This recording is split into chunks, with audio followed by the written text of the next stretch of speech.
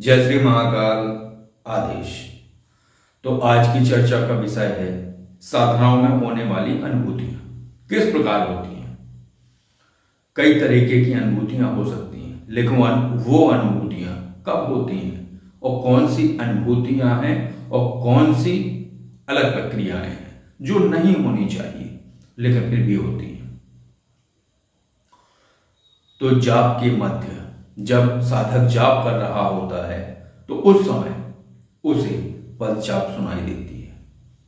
थोड़ी दूरी पर किसी भी प्रकार की ध्वनि, जैसे हल्की हल्की मध्यम ध्वनि, कांच की टकराने की ध्वनि, चूड़ियों की ध्वनि, पाजेब की ध्वनि अर्थात पायल की ध्वनि, इस प्रकार की ध्वनियां अगर हो रही हैं और उसे पद जाप सुनाई दे रहा है बीच बीच में, या थोड़ा सा आंख खोलने पर उसे किसी छाया के निकल जाने का एहसास हो रहा है, अगर वो जाप कर रहा है और उस समय अगर ये अनुभूतियां हो रही हैं तो ये वो साधक मान सकता है कि उसको उसके ऊपर शक्ति की कृपा हो रही है और शक्ति अपने कुछ अंश उसके शरीर में स्थापित कर रही है, यानी उसके अंदर उस शक्ति के तत्व घटित हो रहे हैं। और ये इसलिए हो रहा है और ये 2 बार होता है। एक जाप के मध्य होगा, यानी जब वो साधक का साधना काल में जब जाप चल रहा होता है, जैसे 11 दिन की साधना है तो 11 दिन की साधना में ये होगा, 1 बार हो 2 बार हो, और अंतिम बार होगा हवन करते समय।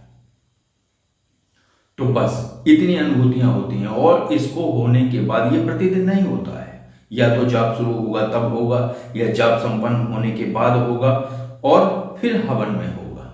ये प्रतिदिन नहीं होता है। और अगर ये हो रहा है तो उसके अंदर उस शक्ति के तत्व घटित हो रहे हैं, शक्ति ने अपने कुछ अंश उसमें स्थापित कर दिए हैं और वो जुड़ गया है। अंश स्थापित करने का मूल ध्येय होता है शक्ति से उस साधक का कनेक्ट हो जाना, जुड़ जाना। कुछ तार हैं जो सूक्ष्म अदृश्य तार हैं, वो जुड़ जाते हैं साधक से, और साधक से जुड़ने के बाद वो शक्ति से कनेक्ट हो जाता है और शक्ति की कृपा उसे मिलना शुरू हो जाती है। अब है दूसरी अनुभूतियां। दूसरी अनुभूतियां वो होती हैं कि जो जाप और हवन के बाद होती हैं। तो जाप हवन के बाद अगर उसे कोई छाया दिख रही है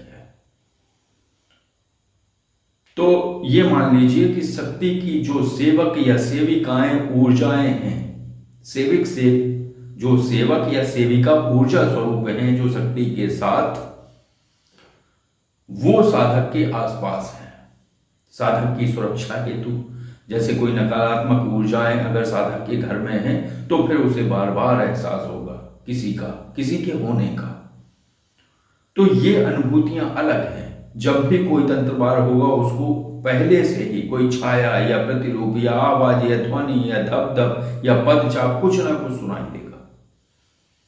या तो तंत्रवार होगा तब, या उसके घर में कोई नकारात्मक ऊर्जा प्रवेश करेगी तब, या अनुबंधित करके कोई ऊर्जा उसके घर भेजी जाएगी, उसके ऊपर अटैक होगा तब ये उसको अनुभूतियां होती हैं। और ये अनुभूतियां कौन देती हैं? ये देती हैं उसकी इष्ट शक्ति की सेवक सेविका के स्वरूप जो कार्य करती हैं ऊर्जाएं, वो उसकी सुरक्षा हेतु उसके पास होती है।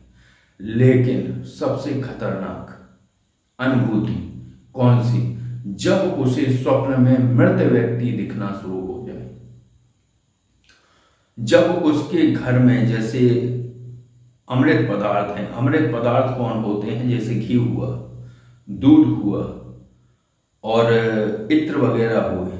ये इत्र तो अमृत पदार्थ नहीं है, लेकिन घी दूध अमृत पदार्थ है, शहद अमृत पदार्थ है। ये पदार्थ स्वतः फैलना शुरू हो जाए, जैसे दूध का गिर जाना, घी का फैल जाना, या कम हो जाना, या शहद की शीशी टूट जाना, तो ये संकेत है कि कोई प्रेत या पिशाच उस घर में है जो कि उसकी जाप ऊर्जा को खा रहा है।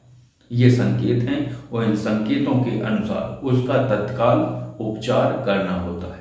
तो ये उपचार तत्काल कर लीजिए। अगर कोई भी आपके यहाँ की दूध या घी या शहद या ऐसे कुछ पदार्थ या इत्र, ये शीशियां अगर टूट रही हैं या ये पदार्थ फैल रहे हैं या ये निरर्थक बर्बाद हो रहे हैं, तो निश्चित रूप से आप ये समझ सकते हैं कि आपके घर में कोई नकारात्मक ऊर्जा है और आप साधक हैं तब। ये सामान्य व्यक्तियों के लिए नहीं है।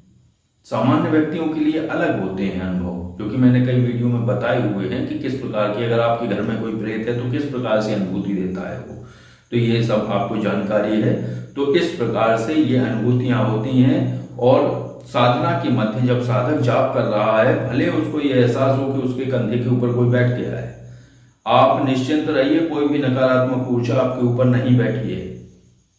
ये दैवीय शक्तियों की अनुभूति और अनुभव है। आप सोच सकते हैं, समझ सकते हैं कि जब आप माँ भगवती का जाप कर रहे हैं, जब आप बाबा महादेव का जाप कर रहे हैं, तो आपके ऊपर कौन सी नकारात्मक ऊर्जा आपके ऊपर बैठेगी? नहीं बैठती है। बाबा महादेव की साधना में कुछ अलग अनुभूतियां होती हैं, ऐसी नहीं होती हैं, लेकिन माँ भगवती की साधना में ऐसी अनुभूतियां होती हैं। जैसे आप काल भैरव बाबा की साधना करें तो ये अनुभूतियां होंगी कि आपको एहसास होगा कि कोई आपके कंधे पर बैठ गया है। वजन, सिर में भारीपन, कंधे पर भारीपन, शरीर में भारीपन, ये एहसास होगा आपको। तो इससे डरे नहीं, ये कोई पैशाचिक अनुभूति नहीं है, ये दैवीय अनुभूतियां हैं। और कृतार्थ होइए और अहोभाव से भर जाइए कि आपको शक्ति ने अनुभूतियां दी है। और प्रतिदिन अनुभूतियों के विषय में मत सोचिए, क्योंकि शक्तियां प्रतिदिन अनुभूति नहीं देती हैं। अगर आपको एक बार भी अनुभूति हो गई तो आपकी साधना सफल हो गई है। निश्चिंत रहिए। तो बस आज की चर्चा इतनी ही थी। और ये जानकारी, ये चर्चा अगर आपको अच्छी लगी हो तो वीडियो को लाइक करिए। और अगर आप किसी पारलौकिक विषय पर जानकारी चाहते हैं तो कॉल-इन-4 ऐप के माध्यम से जानकारी ले सकते हैं। और अगर आप किसी साधारण विषय पर जानकारी चाहते हैं तो ये जो नंबर स्क्रीन पर है, इस पर आप कॉल और व्हाट्सएप द्वारा जानकारी ले सकते हैं। आदेश। जय श्री महाकाल।